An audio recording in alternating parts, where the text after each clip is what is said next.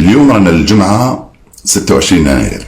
جمال بلماضي تراجع عن رأيه وعن موقفه، قال أنا لا أريد أن أذهب، وإذا أردت أن أرحل يجب أن تدفع لي كل مستحقاتي.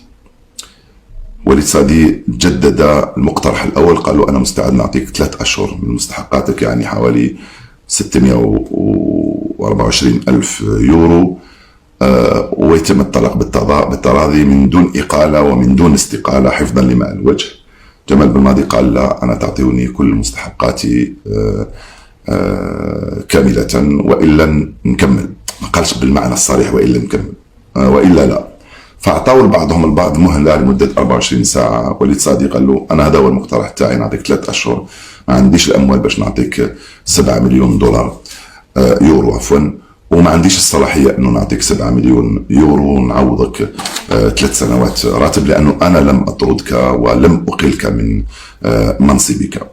فلحد الآن لغاية الساعة 5 لم يرد المدرب جمال بلماضي على وليد صادي، فباقي الأمور إن شاء الله ممكن إلى غاية غدا السبت سيكون هناك جديد.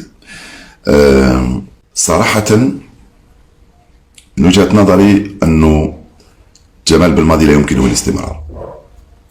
لا يمكنه الاستمرار ليس لأنه مدرب فاشل، لكن لأنه أمر ما تكسر، لأنه فقد ثقة لاعبيه ولأنه فقد ثقة العشاق والمناصرين. هذه أحكام الكرة، أي نعم قاسية، ولكن هذه أحكام الكرة. نعود نقول بأنه بغض النظر عن قيمته، ما نتكلمش على شخصه، يبقى محترم إلى يوم الدين، نتكلم على قيمته الفنية كمدرب.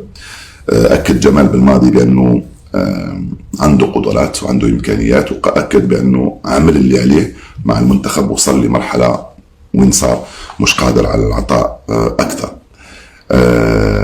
ونتمنى أنه يكون فيه طلاق بالتراضي لكلا الطرفين.